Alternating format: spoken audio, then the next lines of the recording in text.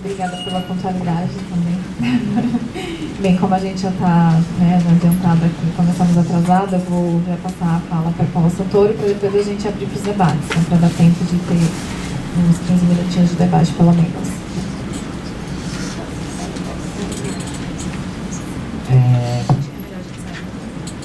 Eu acho que talvez consigam... Vocês estão me ouvindo? Sim. Eu vou me levantar um pouquinho para acordar e atrapalhar o Daniel um pouco, né, Daniel? Bom, primeiro eu queria agradecer em nome o convite, né? Agradecer especialmente a Vanessa, em nome da Defensoria, por ter chamado para esse seminário e um pouco por nos provocar, para a gente discutir os temas que estão aí na pauta, especialmente quais as modalidades que estão sendo pensadas de política profissional e a sua relação com as diversas formas de vulnerabilidade e opressão que a gente está vendo, as nossas famílias, a nossa população está submetida, né? Especialmente eu fico feliz, eu espero que a gente possa ter trabalhos conjuntos, a gente está tentando aí fazer um convênio para a gente aproximar cada vez mais a Defensoria, né? E no Lab Cidade, onde eu trabalho, a gente está num esforço especial, né? Para ver se a gente encaminha aí e segue trabalhando muito mais juntos, né? Então, aqui vai o agradecimento. Tudo que eu falar aqui também é importante dizer que é fruto de um trabalho que eu tenho feito em conjunto com uma série de pesquisadores no Lab Cidade. Se vocês quiserem conhecer, a gente tem uma plataforma, eu não sei, mas se vocês digitarem Lab Cidade FAUSP, é fácil de encontrar e visitar, convido vocês. Eu fiquei com uma missão difícil, que é falar nessa mesa muito geral sobre as perspectivas históricas e culturais. Peço desculpas, eu estou com um corretor automático que faz isso, ó, no contexto brasileiro, certo? Faltou um O aqui. E falar da política urbana e do direito à moradia, ou seja, super, hiper abrangente, então eu resolvi falar de uma coisa que eu estava com vontade de falar, né? A velha estratégia. Quando é abrangente demais, a gente fala. A gente fala do que a gente está aqui, né? Bom, primeiro, eu falei política urbana, perspectivas históricas e tal. Eu acho que a gente está num momento, né? Eu queria abrir essa fala mostrando que existe uma agenda crescente, né? Uma imposição crescente de um modelo das parcerias público-privadas como respostas para as políticas urbanas e habitacionais. O que é isso, né? Na verdade, a gente tem uma série de políticas de austeridade fiscal, que a gente chama, né? O governo não pode se endividar, então não pode pegar financiamento para fazer políticas maiores, mais abrangentes. Ele fala, governo, não tenho muito recurso a partir de impostos, então tem ali um achatamento da capacidade do Estado de fazer políticas, de investir, né? Essa crise econômica e fiscal que assola os municípios, ela é usada como uma desculpa para a gente fazer junto, né, em tese, público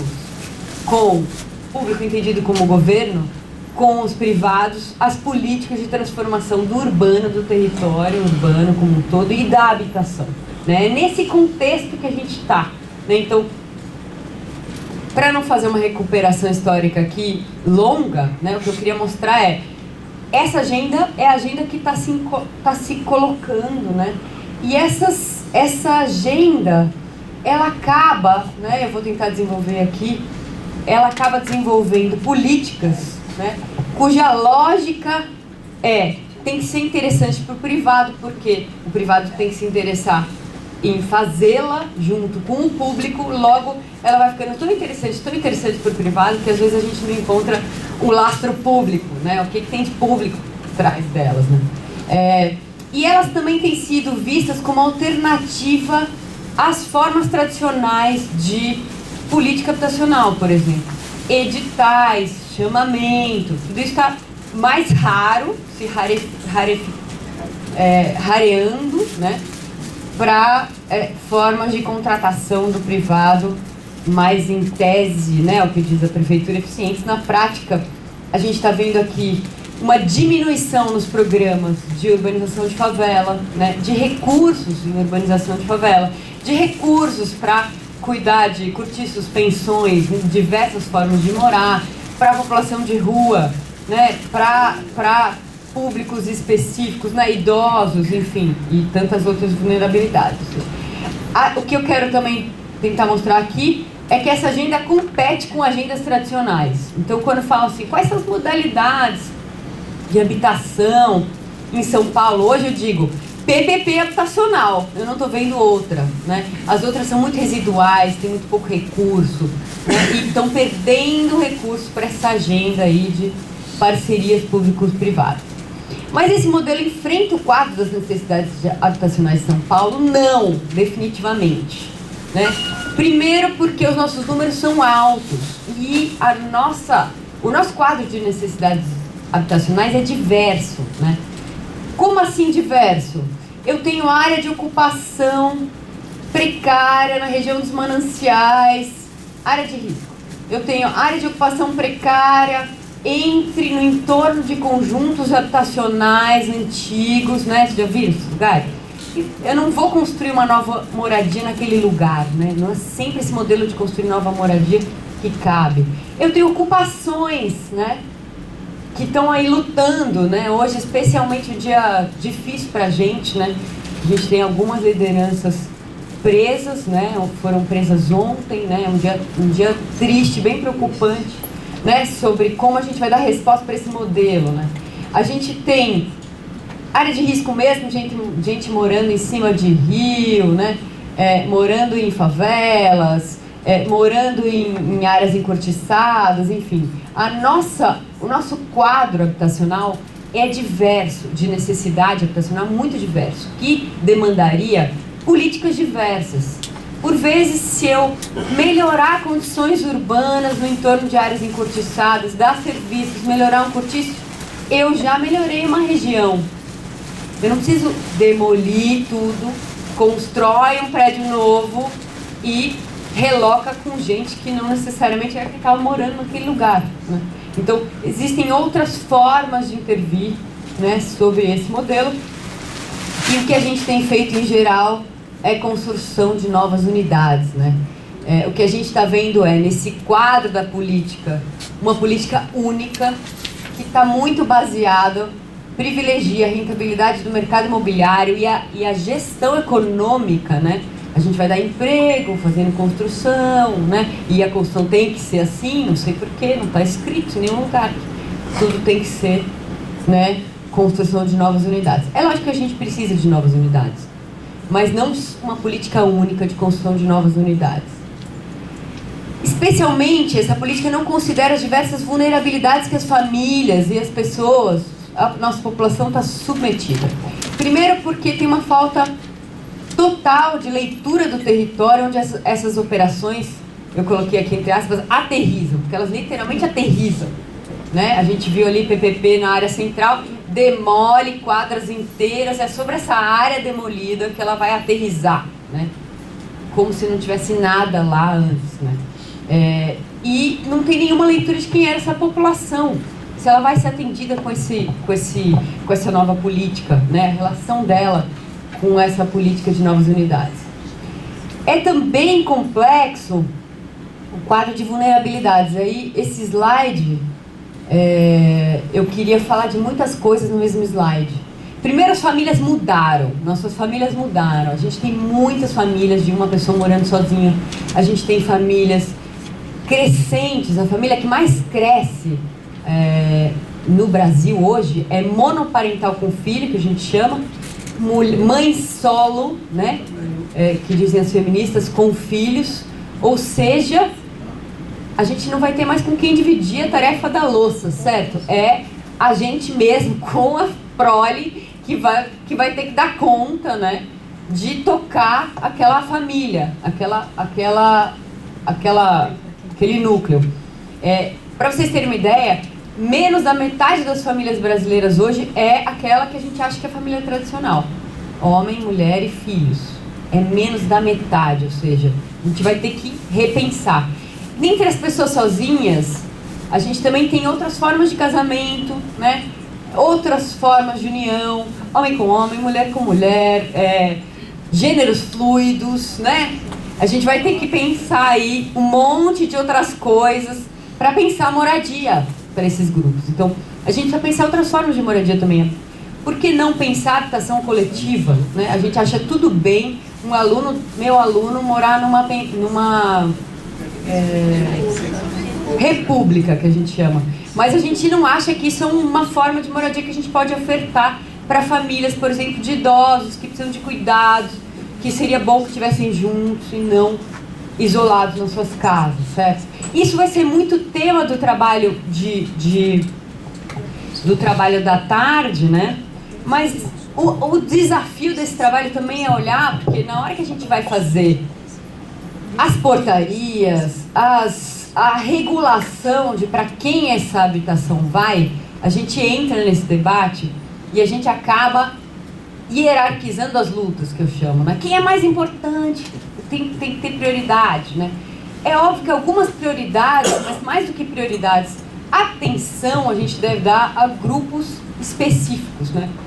E a formas também, a gente deve dar atenção a formas de reverter questões estruturais da nossa sociedade que estruturam as desigualdades. Então, por exemplo, eu preciso pensar, se eu admito que a gente está num país que o racismo foi estrutural, eu preciso pensar políticas que invertam esse racismo, que terminem antirracistas, né? E isso tem que se refletir em políticas habitacionais. Ah, Paula, você está falando que tem que ter 25% de unidade. Não sei. A gente precisa pensar que formas são essas para a gente acessar e atender a demanda, né, dos negros por moradia, por exemplo, das mulheres negras por moradia. As famílias que mais crescem monoparentais com os filhos também são negras. As formas de emprego que mais cresceram na última década, 2000, 2010, foram de pessoas com salário, 1,5 salário mínimo, recebendo até 1,5 salário mínimo, em geral jovens, a maior parte negra, a maior parte mulheres, ou seja, essas mulheres estão indo para o mercado de trabalho e que precisam ter moradia para elas poderem trabalhar e manter ali a sua vida, a sua família. Desculpa, esse ar está me matando aqui. Então, a gente vai ter que pensar algumas ideias, né? Eu estou lançando esse das mulheres negras, mas poderia estar falando de LGBTQIs, outras que eu vou chamar aqui interseccionalidades.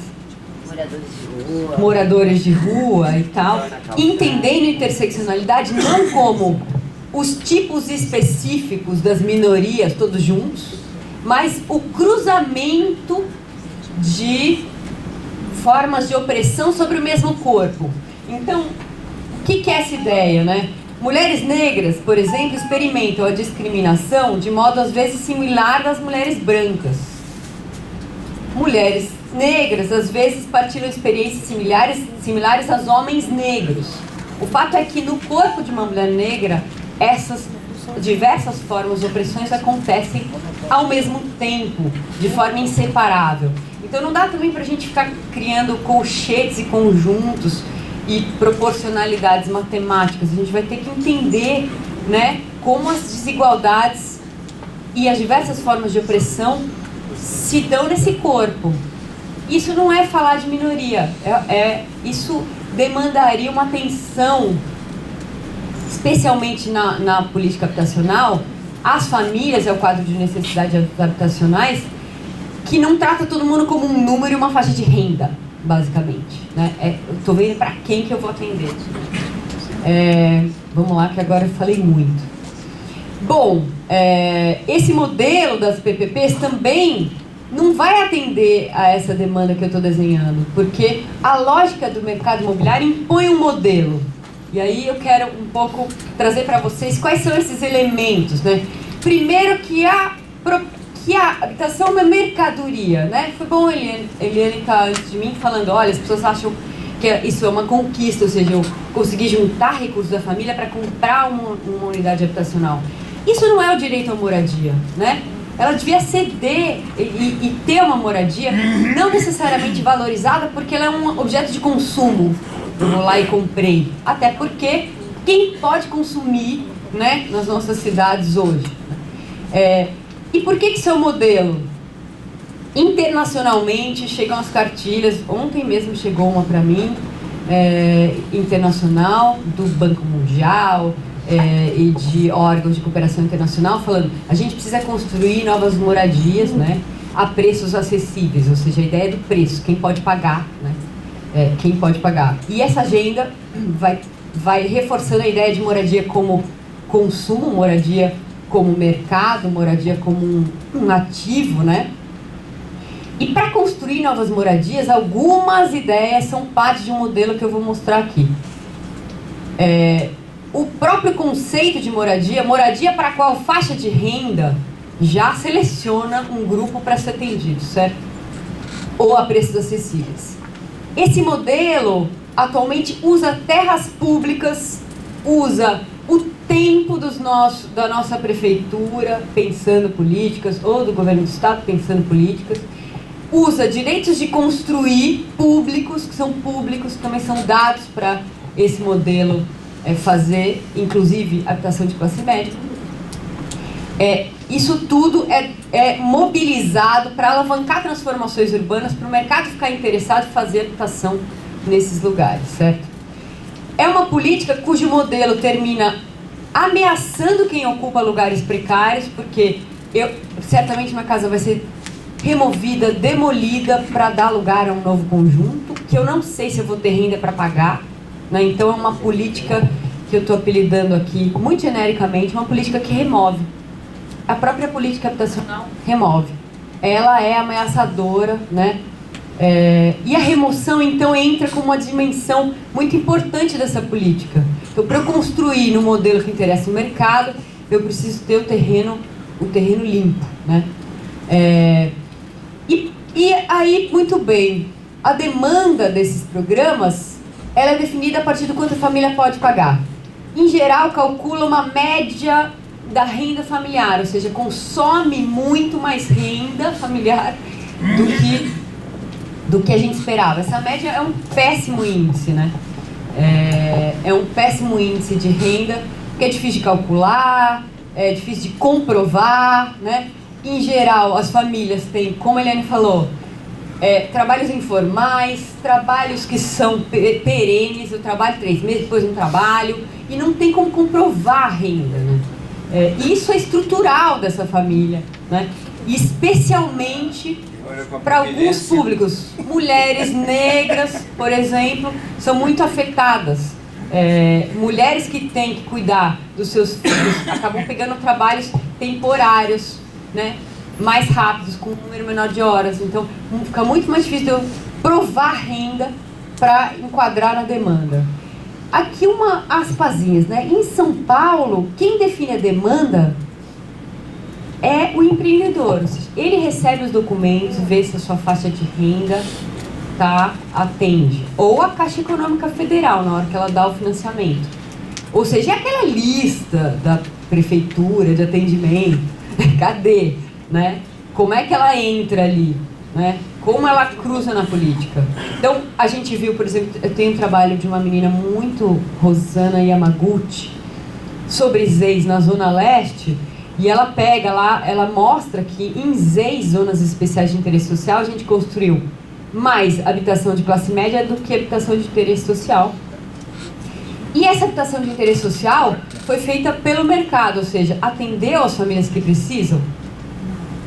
Talvez tenha atendido a uma faixa de renda, né? Então, é isso, assim, para mudar, a gente precisa atender a quem precisa e não a uma faixa de renda. Até porque Então, eu rogo aqui que quem defina quem vai morar nas casas construídas como habitação de interesse social seja o poder público.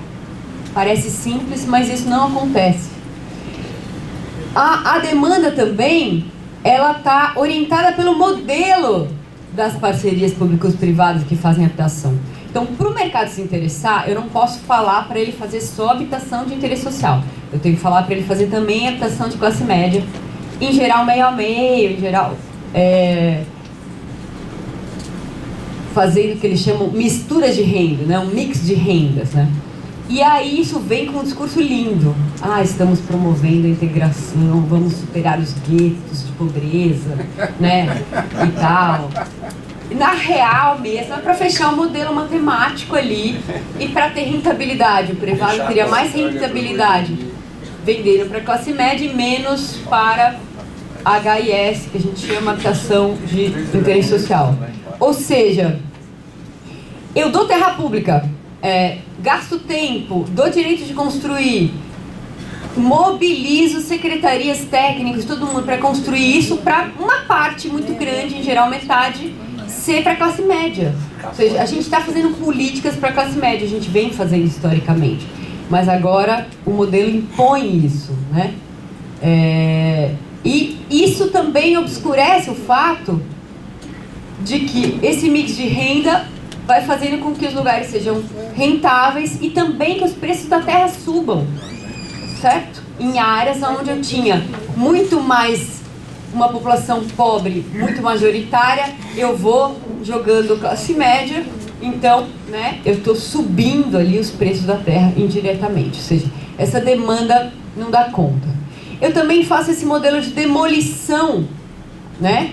E moradias que não são respostas para as mesmas famílias. Como eu não sei bem quais são as famílias, né? A gente não teve essa leitura boa do território e do quadro de necessidades habitacionais. Qual é a política? Terra arrasada e construção de novas unidades, certo? Aqui é PPP habitacional no centro. E essa terra arrasada, ela também vai indo por contiguidade, que eu chamo. Demoliu 2 quadras, fez conjuntos. Aí a construtora fala, para mim o ideal seria se demolisse a quadra vizinha, porque daí eu já estou com as minhas coisas aqui, eu uso mesmo técnicos trabalhando, e aí isso vai demolindo ao interesse do empreendedor, e não como a gente tinha pensado uma política para o centro de São Paulo, que era, pega vários terrenos pequenos. Por que tem um lote? Porque eram vários. E aí faz um predinho aqui, um predinho ali, um predinho lá, e isso vai entrando no meio de um tecido construído sem eu ter que demolir tudo e reconstruir uma coisa nova. Reforma, né? Intramuros, né? Que eu brinco agora ainda. Já falei isso, né? É uma política que mobiliza recursos públicos, pessoal. Desculpe, gente, tá grave o meu computador. Pessoal, né, da gestão pública, tempo, instrumentos regulatórios, EIS, por exemplo, falei aqui, né, recursos financeiros, tem contraprestações ao privado para ele prestar serviços por 20 anos, por exemplo, na PPP habitacional, terra pública e direito de construir em torno de uma única estratégia, produzir novas unidades habitacionais. Aí aqui, ó, com propriedade privada, que achei bom você ter falado também, já não é mais uma política única. A gente está vendo aí um debate sobre locação social. A gente precisa fazer um bom debate. A gente precisa fazer um bom debate sobre propriedade coletiva, sobre aluguel social, né? Eu discordo plenamente do que eu entendi que a Eliane descreveu como que as pessoas sentem, né? A ideia de você ter um lugar alugado deveria ser um dinheiro que eu não estou jogando fora. Eu estou vivendo naquele teto, aquela é minha casa. Não é porque é alugada que não é sua, certo? Então a gente precisa também criar, né, desmontar essa ideia de que a casa própria, só a casa própria, é algo que deva ser valorizado porque ela é consumida, né? E criar outras relações com a moradia. Muito bem. Essas políticas, né, elas não serviram para atender a quem a gente precisa, né? Eu adoro essa pesquisa, uma pesquisa do IPEA, que fez uma avaliação de 10 anos do Minha Casa Minha Vida, construiu de 1 a 2 milhões de casas, milhões, aqui tem um H. Reduziu menos de 10% do quadro do déficit habitacional, ou seja, fez casa para quem? Certo? Então a gente vai fazendo para a classe média, não reduz, e ao contrário, ao aumentar o preço da terra, eu estou aumentando o preço do aluguel, estou colocando muito mais gente nesse quadro aí de necessidades habitacionais. Quanto falta? Quase 5, né? Já falei aqui, essa agenda mobiliza o uso de instrumentos urbanísticos e às vezes, vou dar uma acelerada, ignora ou transforma ou faz uma nova leitura, vamos dizer assim, dos instrumentos vigentes. Por exemplo, é um trabalho aqui do Pedro Mendonça, que é um pesquisador da FAO de Iniciação Científica. Ele mostra assim, ZEIS 3, olha quanto tinha de HIS1. Em ZEIS 5, ó quanto tinha de HIS1. Na PVP habitacional, diminui, porque divide entre HIS1 e HIS2. HIS2 pode ocupar uma parte maior, ou seja, eu estou diminuindo através da regulação, combinando regulação de ZEIS com regulação da PVP, a quantidade de habitação de interesse social a ser produzida. Ou seja, isso é mobilizar a regulação para a entrada dessa classe média ali, né? Aqui é uma conta perigosa, mas que a gente fez, a gente ainda está checando, né? Eu tenho até medo de dizer, porque ela é absurda, né? Uma unidade na PPP habitacional estadual estava saindo, na nossa análise do contrato, o único contrato firmado, 551 mil. Enquanto para fazer uma habitação pública, está saindo 200 mil com o terreno. Aqui está sem terreno, certo? Então ela sai dobro. Por quê? Porque tem um monte de coisas dentro desse pacote, serviços e tal, baraná. E aí, na hora que você pensa que essa unidade pode ser por 20 anos mantida pelo privado, mas depois ela vai ser privatizada, o valor dela ficou alto. Vai estar embutido dentro dela, certo? O Estado também está pagando pela construção de áreas não residenciais, ou seja, ele ajuda a construção de habitação de mercado popular dentro da PPP habitacional e de áreas não residenciais dentro da PPP habitacional do Estado.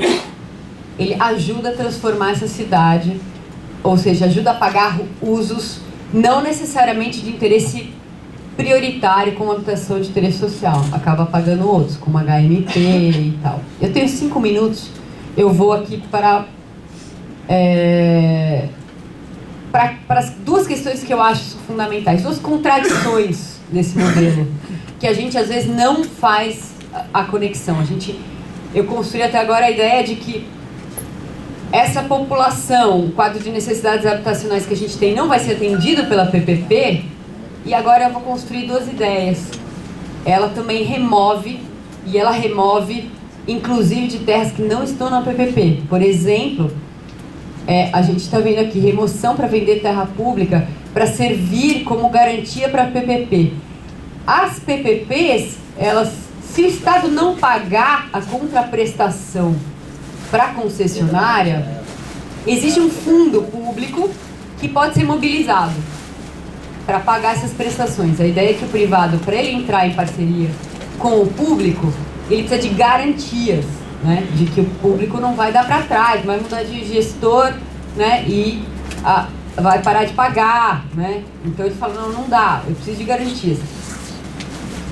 Então esse fundo paga contraprestação se por acaso o Estado, né, no caso da PPP habitacional estadual, não vir a pagar. O que tem nesse fundo? Terras públicas. Terras públicas ocupadas. Essas terras públicas, então, elas estão sendo leiloadas para esse recurso, com a venda dessas terras públicas, irem para um fundo público que paga a contraprestação da PPP se o Estado não pagar. Ou seja, vários terrenos do DR aqui, na Águas Espraiadas, na operação Águas Espraiadas, estão sendo vendidos, né, e são a garantia a PPP habitacional do governo do Estado. E estão sendo vendidos para quê? Aqui eu tenho uma ocupação e os usos em volta, né? Aqui eu já tenho um terreno que já foi leiloado e já tem outro uso. Ou seja, basicamente a gente está incorporando a lógica do mercado imobiliário financiarizado de colocar usos mais rentáveis nas áreas onde os preços são mais altos E para onde vai essa população? Então, menino, vai para esses lugares todos, ó. Ó que legal esse mapa. A Sara, esse é o mapa da Sara Macedo, que trabalhou, é assistente social, fez mestrado na FAO, e ela trabalhou olhando as famílias que foram removidas da Águas Espraiadas. E olha para onde eles foram. Aqui estão as represas de São Paulo, né? Isso aqui são anéis concêntricos. Elas chegam a estar 15 quilômetros, às vezes 30 quilômetros do lugar onde elas estavam. Isso afetou, né, segundo a Sara, principalmente acesso ao trabalho, porque não tem transporte para essas famílias irem trabalhar no centro, onde é mais ofertado, né, o trabalho. Última ideia, a segunda contradição é que as remoções, elas também acontecem para a própria produção das novas unidades. Então eu tenho que remover o terreno, né, limpar para eu poder ter as novas unidades habitacionais. E aí a gente vê, né, na PPP municipal, por exemplo, cerca de 3 mil famílias, desculpe aqui, estão ameaçadas de remoção só num trabalho rápido, né, que a Isadora Marque e o Aloysio do Lab Cidade fizeram, com dados oficiais, né? Agora que a gente está chegando perto dessas áreas, a gente está vendo que tem 3 mil só na primeira. Estão sendo removidas mesmo ainda. Estão sendo removidas, né? E aí a contradição. Por que para mim é uma contradição? Porque para mim elas estão sendo removidas pela PPP municipal. Oficialmente elas estão sendo removidas porque elas estão em área de risco. Ou seja, a gente tem aí uma nova questão para esse modelo habitacional, que é a combinação de risco, remoção por risco, com a possibilidade de eu transformar aquela área numa PPP habitacional, né? Gente que está no risco há 20, 30 anos, está sendo removida agora, só agora, gente, olha que legal. Coincidiu de ser no mesmo perímetro da PPP municipal, que coincidência. Para mim não é coincidência, né? Virou prioridade de remoção, porque ali eu quero transformar aquele território. Então isso é uma segunda forma de remoção, onde a PPP e esse modelo está trabalhando. Ou seja, eu removo para vender terra pública, para essa terra virar recurso, para servir como garantia e pagar a PPP, e eu removo para produzir novas unidades. Essas remoções, elas são remoções, né? E aqui eu queria fechar com uma ideia. Elas são remoções muito violentas. Elas estão sendo feitas de formas violentas. E aí cada vez que eu falo isso, eu precisava mostrar com dados, né? Se a gente contasse as bombas, né? As bombas jogadas, né, para limpar essas áreas, né, socialmente, entre mil aspas, que a gente está assistindo. A forma violenta da remoção as famílias têm que sair muito rapidamente, são avisadas rapidamente, né? E acho que isso tudo vocês vão tratar, mas um tema central para esse seminário é que essas famílias estão sendo retiradas, como é tudo muito acelerado, sem elas serem compreendidas, sem o seu quadro de necessidade habitacional e de vulnerabilidade ser compreendido na íntegra, né? Então eu tiro, né, cortiços, por exemplo, que tem só famílias de mulheres com filhos, né?